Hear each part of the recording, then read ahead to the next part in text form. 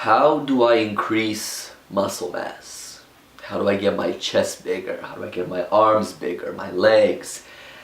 I've heard this question a million times, and most people that are interested in this, they probably go to their average gym buddy or the average gym rat or a personal trainer that either has no idea what to tell them or just doesn't want to give rather all the good information away for free. They'll get the general response: low reps, high weight. So then the person goes, picks the heaviest weight they can find, throws form out the window and starts lifting that weight in hopes that they'll soon look like Arnold or Phil Heath.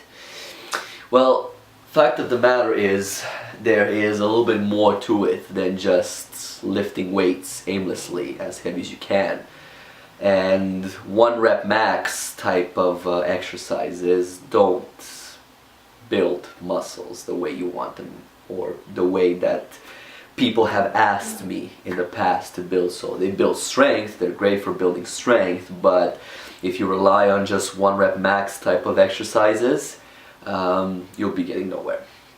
So I've decided to share with you guys one of the methods I use to build a little bit of muscle. Of course, there's a ton of methods out there. You can go heavier in weights but low in reps, just how the general advice is out there. However, you can also change it with slower tempo, faster tempo, half reps, you know, a little bit of boost from your partner as in negatives. So there's many ways out there, and of course changing the exercises. General idea goes, you've got to surprise the muscle. You got to keep the muscle guessing on and on and on when you work it out so that it can continuously change and grow. Now, obviously food and rest and supplementation is also very important, and it really all depends the level you want to take it. This method that I'm going to share with you guys today doesn't necessarily need to apply to somebody that wants to build muscle like a bodybuilder, but you can also use it for toning up a little bit, shaping up or curving those arms or that chest, or really cutting the back a little bit. So it's all in a matter of how you use the weights, how much weight you use, and how fast you do the tempo. So I've picked chest because I happen to be on my chest day, so I picked 2 exercises to show you guys. So the first one is going to be the chest presses on the bar, flat. So let's check out that video and see exactly what I do with it.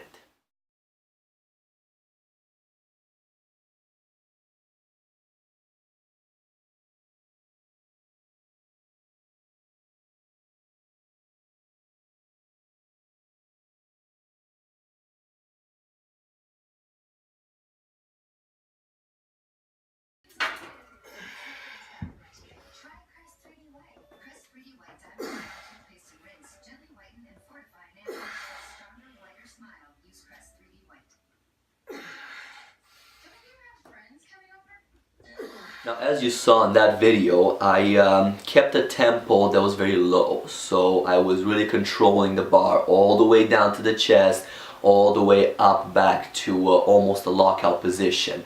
What you probably haven't seen from the video is that at the top I was also squeezing the chest. So it's very important to get the muscle stretched to almost its full abilities, obviously within reason, because I could stretch my chest a little bit more than I would be able to do when I have the bar on top of me, but the maximum is when the bar hits the chest. But then you also have to come up and flex the muscle fully. So if you just come up to the top, obviously the muscle will flex, but you can give it that extra little bit of boost, that extra little bit of fire to flex even more by you pulling your shoulders slightly inwards, so up off the bench and inwards, to get the pectoral muscle flexed that much more, get all those fibers involved into the movement. The other thing you saw that I was doing is I wasn't bouncing it off the chest. So if you're planning on doing a little bit of a higher tempo, or if you're only doing high tempo and you bounce that bar off your chest, you use your chest like a trampoline, then don't expect to gain anything out of it.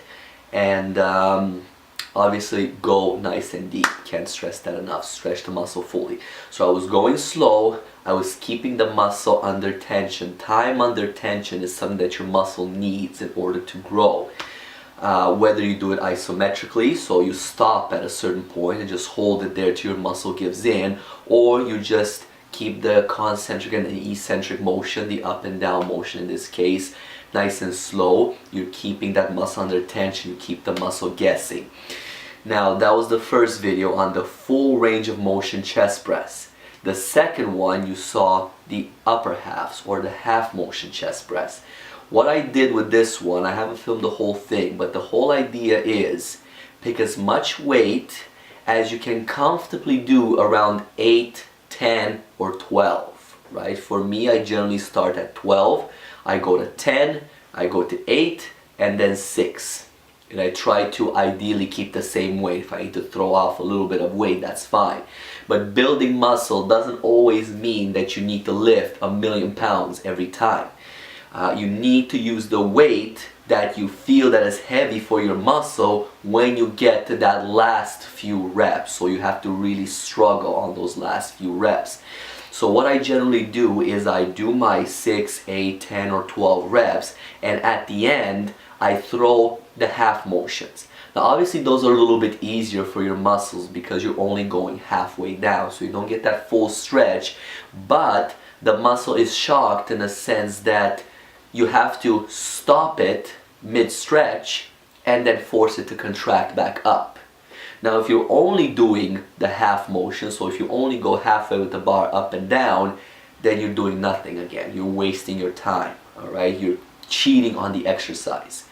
But what I've done is I've done my full range of motion. I tortured the muscle, so to say, in that plane, and now I'm just squeezing what's left out of it. So by the time you get to the halves, upper halves in this case, you really milk the muscle for whatever's left in it. You do as many as you can, essentially. So if you can push it up to 12, push up to 12. If you can go more, go more. But I highly doubt it that after you do 12 reps of a heavy enough weight that you really almost max out on that and you still have the strength to squeeze out a few halves, I doubt you'll be doing more than 5 or so, if that. So, but really be careful if you're planning on using a little bit heavier weight than what you used to, have a spotter with you. Now the reason why I didn't do the lower halves as opposed to the upper halves. Personally, when I go on lower halves, I find that I go all the way to the chest and I almost feel like there's a recoil in my tendons that pull my arms up. I don't feel much benefit because I almost feel like my muscles are giving in and my tendons are doing all the work, which really, looking physiologically, that's not the case. It's just how it feels. And if I don't feel it, then my brain just almost does not compute. That's it, the exercise is lost. I want to be able to feel it. So when I'm doing chest presses or anything that really stretches the muscle in this shape, in this way, I prefer to just keep it on upper halves, because at that point I just keep that squeeze on the muscle and I really feel it. By the end, my chest and my shoulders especially are crying after every set. So you have to give everything you have on every single set. Going easy on the first one because, oh, you know what, I have 2 or 3 more sets to go, I need to be rested. There's no such thing. That's bull. You need to push yourself to the max on every single set that you do. Now the second exercise that I'm going to share with you guys is one that most people disagree with because they say it's a very bad exercise for the chest. The chest fly or the pectoral fly with the dumbbells. Personally, I find nothing wrong with it. If you do it right, this exercise is going to give you an immense benefit on your chest. And if you're looking to cut for a show or for anything like that, just to get your chest more defined, you can't get away without doing flies. So let's check them out first and see what I'm talking about.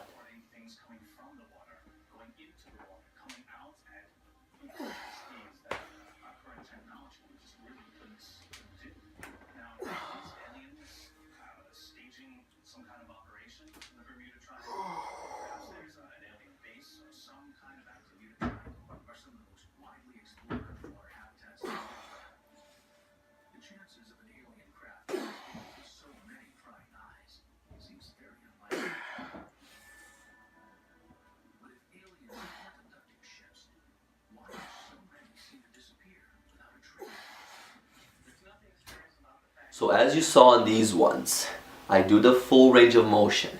I go deep. Now the one thing you need to remember on chest flies is that if you go deep with an arm stretched out, you have the possibility of pulling, tearing the bicep, tearing the chest, tearing the shoulders. Hence why you always have to be careful to keep the elbow bent. But besides the point of what I'm trying to make here, I do the full range of motion as correct as you can with, again, as heavy weight as you can handle to do 12, 10, 8, 6 repetitions. Alright? So once I finish with that, I go on upper halves and I go on lower halves as well. From my personal experience, I don't find that when I'm doing flies, I'm getting the same kind of recoil as when I'm doing chest presses.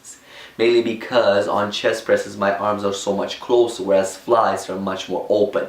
So I feel that the chest, the pectoral muscle, is working much more to get me from that fully stretched position to halfway up than it would on chest presses. So I mix them up. Okay, so I do lower, I do upper, or you can do upper and then lower, or go back and forth, whatever the case may be. Now this one's a little bit of a tricky situation when it comes to flies, because, and even chest presses for that matter, you don't want to get stuck at the bottom. Right? So if you do find that after your full ranges of motion, you're really tired, you could not handle those halves, throw the weight down, give yourself 5-10 seconds to get that lactic acid contained within the muscle, and then right away go into the halves. Don't take a minute or a minute and a half like most some of the bodybuilders out there recommend in between sets. Yes, in between sets, but right now you're doing a superset. So in between supersets, take a longer break. But if you really need to split the full range of motion with the half range of motion, then only 5-10 seconds. Because you still want to get that muscle to work as hard as if you haven't even stopped after the full ranges of motion. So, as I said, this is one style of doing it. You can do a pyramid style when you go lower halves full and then upper halves, or vice versa, upper halves full, lower halves. You can mix them any way you want. But this is one of the methods that I currently use, and I tend to change my methods of training every 3 to 4 weeks. So whether I mix up body parts around, I mix the style of training, I mix the tempo, the repetitions. Sometimes I just feel so empowered that I go 15 to 20 repetitions with heavier weight. And that's again a shock for the muscle. That doesn't mean that your muscle will not grow. That is actually when your muscle will grow, when you keep on surprising it. If you have done heavy weights with maybe 7 reps for the past 2 months, it's probably time to change it up a little bit. Because you probably looked in the mirror and said, my goodness, I've seen some changes in the beginning, but now I'm plateauing. What's happening? Well, that's what's happening. Your body's getting used to it. You always have to surprise the body. You always have to change things for the body, because otherwise it's going to get used to it and you won't see change. Same goes for nutrition. Same goes for anything out there. You have to keep the body guessing. Supplementations as well.